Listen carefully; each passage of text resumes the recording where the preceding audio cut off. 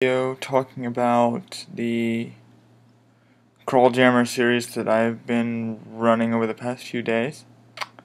It's been a pretty fun experiment to sort of try out.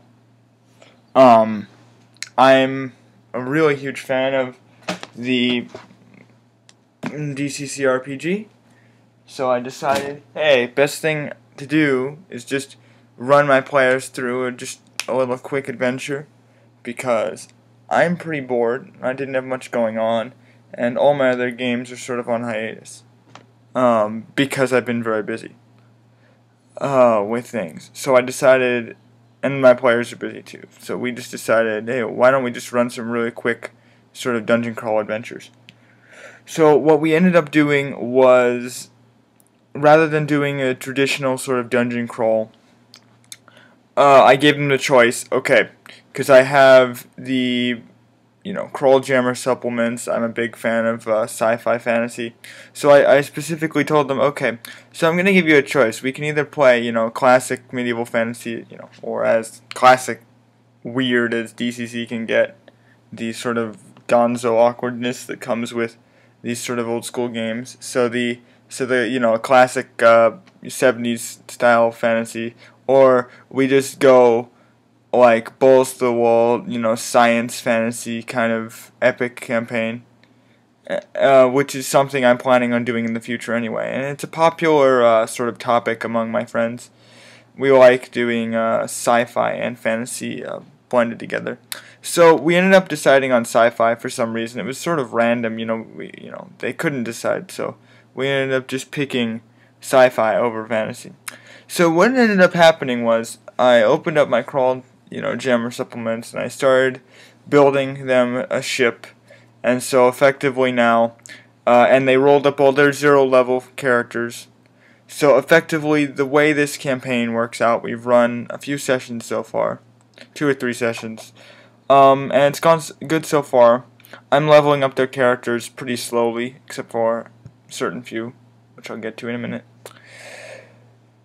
Basically, I gave them a ship and a crew, and I specifically said, because one of them had asked me, like, oh, is this ship on a loan, kind of like Traveler, and I'm like, no, it's not on loan, but you are sort of renting the ship out for a very specific reason.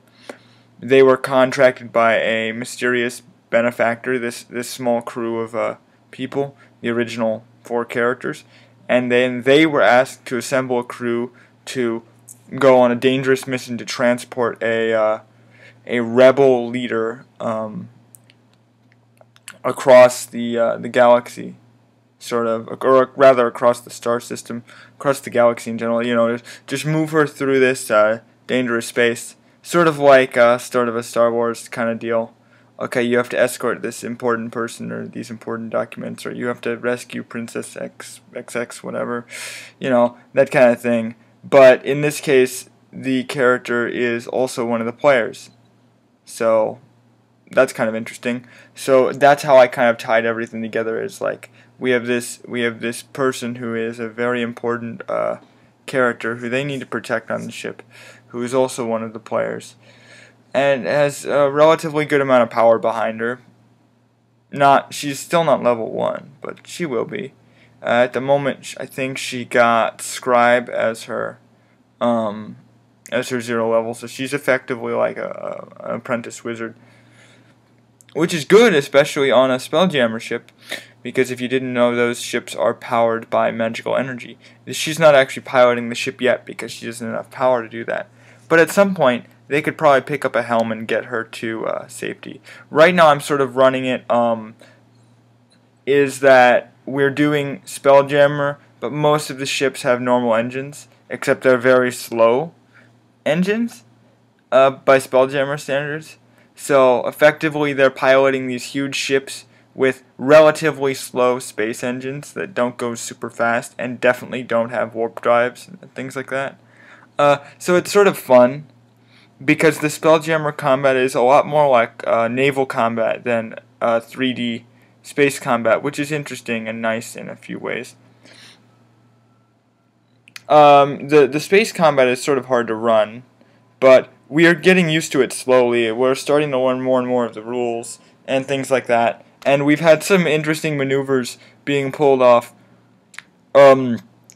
It's funny how they are able to sort of move this ship around and basically maneuver it, because the way this ship turns is a huge ship. It's like a 220-foot long, Viking style boat of a ship. So it's this massive long ship that turns in space with this engine, and it turns really slowly. Like literally, when we were facing like this, it could only turn like this, and then next turn it could turn this way.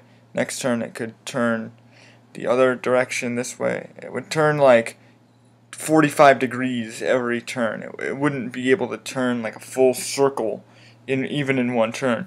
So it would take forever for it to maneuver around. So it was very you had to be very careful about your strategic planning. Most of the shots fired were misses for the most part on these battles.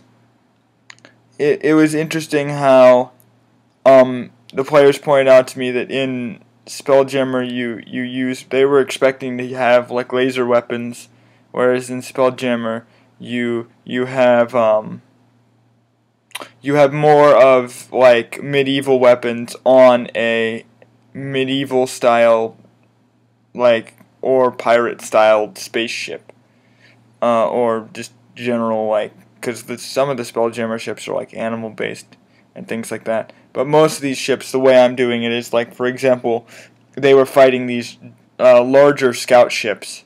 They weren't like small scout ships, but they were bigger scout ships, and they were like styled after caravels. So they were like these 2 caravels that came after this ship in the first session. I introduced the whole crew, and I'll probably introduce the crew to you guys at some point, but right now that's not important.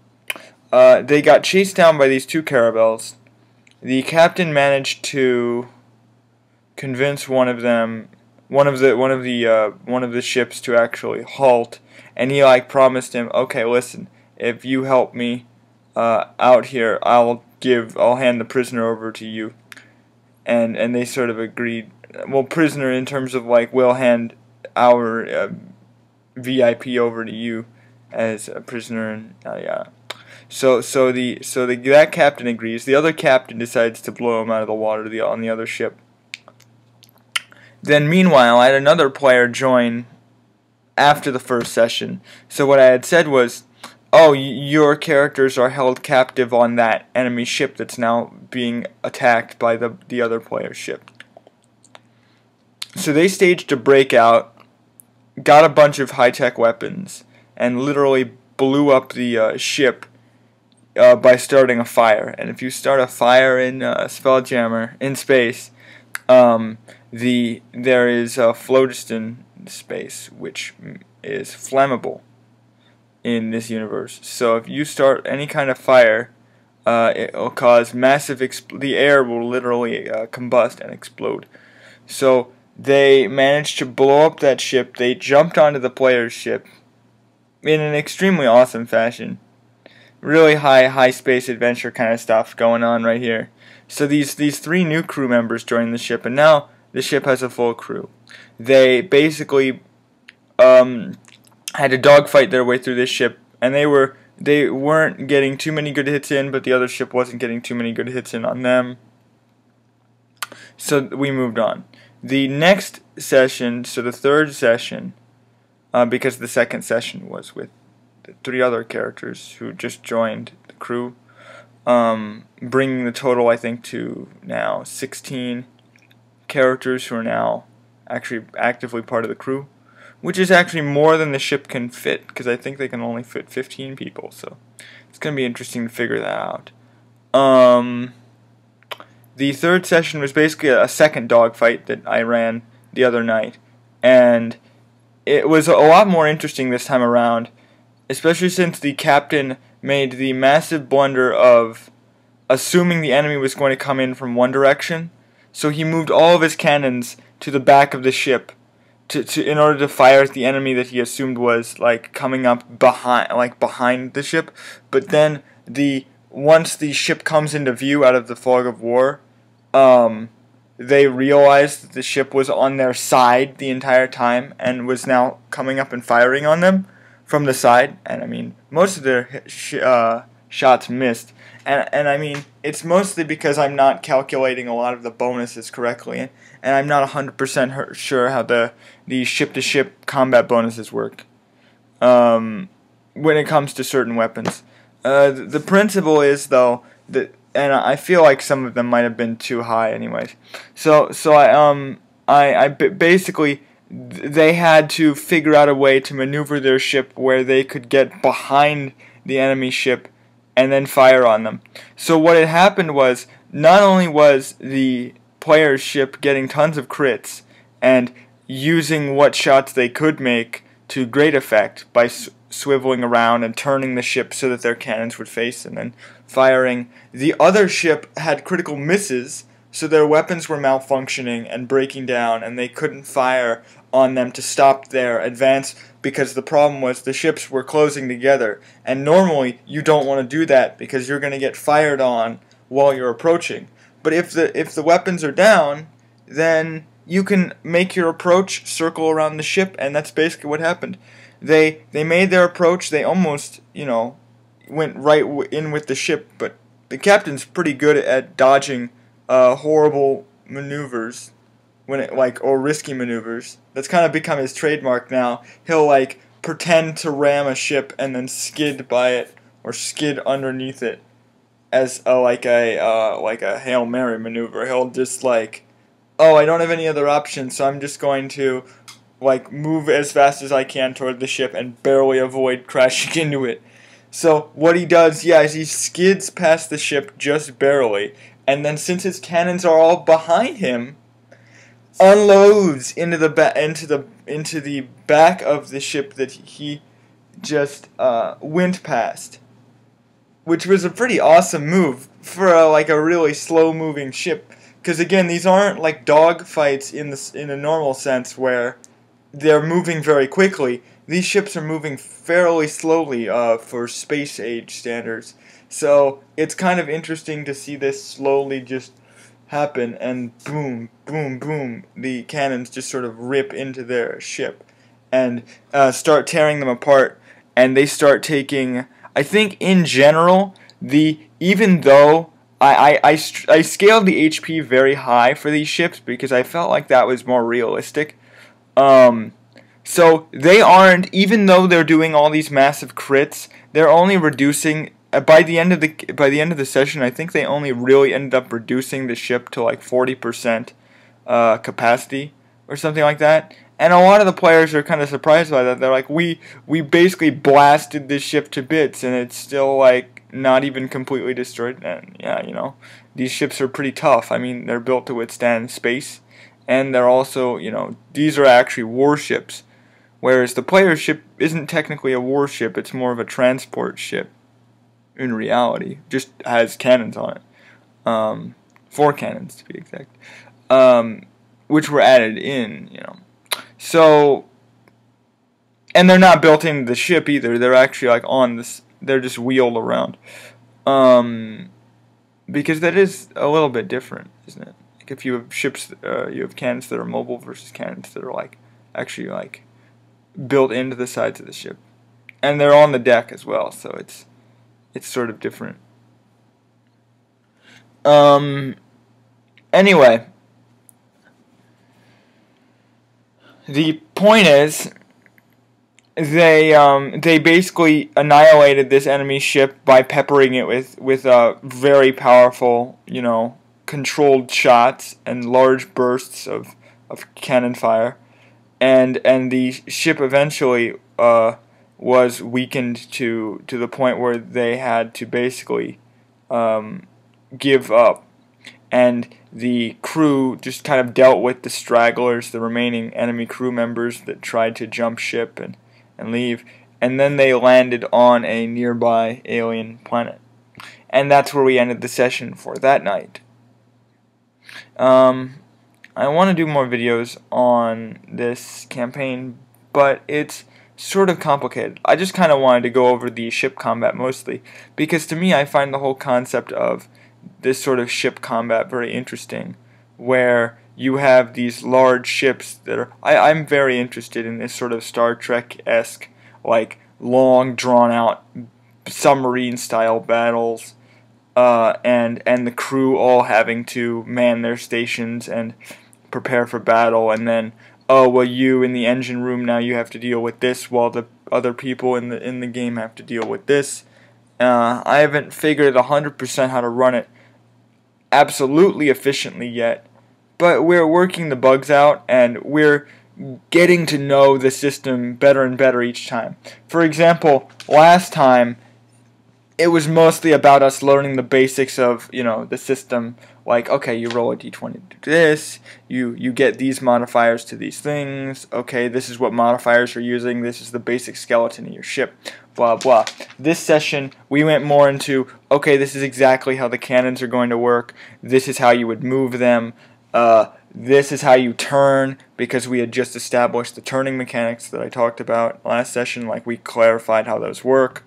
So this was the first session where we literally incorporated turning into the combat. So we would have two ships that would start facing like this. Halfway through the combat, they would be moving like this and like this, and we would have them all at different angles, and it would matter which section of the ship you shot at, and things like that. Because if you hit the front, you could take out the bridge. If you shot at the back, you could take out the engine. If you shot at the sides or the deck, you could take out the weapons or the crew, that sort of thing. But that's about it for just me recapping stuff that I've done recently, and I'm hoping to do more DCC in the future. I still have a bunch of DCC modules I want to run. I wanted to grab my copy of the Chained Coffin, but it's sort of a huge stack of books. I haven't run that module yet. I'm really interested in doing that at some point. But like that probably would have been what I ran if we ran like a fantasy campaign. But for now, I'm just sort of doing a free form, custom-made Spelljammer style campaign. Another thing I wanted to add is it's kind of weird how I'm blending like high sci-fi and low fantasy. It's actually that's how this campaign is. It's less sci-fi and fantasy, more so high science and low fantasy. To explain in a way, it's basically that we have space technology that has reached its peak. So you have things like nanotechnology, cybernetics, and robotics, advanced robotics, and lasers and plasma, all incorporated into the setting. But there's also fantasy elements, but they're on a much lower scale. So you have like a magic that's still powerful, but not as prevalent. And it's taught in secluded places in different scattered around planets, and it's not like a major force, and it's not exactly the major component of the universe it normally would be. And then you have mostly medieval weapons used on ships due to the flammability of the phlogiston flow, sort of that makes up most of the Spelljammer universe. Which is how they explain, oh, this is why they don't use like advanced tech on ships in Spelljammer, because most of them are A, based on medieval technology, and B, I mean, I think we agreed in the campaign that plasma wouldn't actually like implode the air, but it would probably like sear and burn the ship. So plasma we decided would be viable, but it wouldn't be common as a weapon. So it's sort of a high science campaign instead of a fantasy based one, which is sort of cool. Although we do have fantasy races, like there are now, I think, 2 drow on the ship. And yes, drow. But they're sort of the heroic archetype of drow, which everyone loves to play, the Oh, well, I was actually 3 drowned now that I think about it, because there also is the warrior. The I was harmed by my people and I escaped their tyranny, and now I will fight for, which I am sort of, I get kind of irritated at that trope of drow, but it is interesting because I also like drow at the same time. So as long as it's in enough detail where it's worthy of, like, okay, you didn't just BS this, it makes sense, and that just means that I can set up the drow oppressors as sort of the villains, which is interesting. Anyway, I've been rambling long enough. I'll probably post more videos on the campaign, probably another one specifically talking about the crew at some point, depending on how tired I am, because I've been working on this campaign for a while and it doesn't leave me much free time. Any suggestions or ideas you have for the campaign, feel free to leave below, because I love taking in stuff like that, That's all for now. Bye.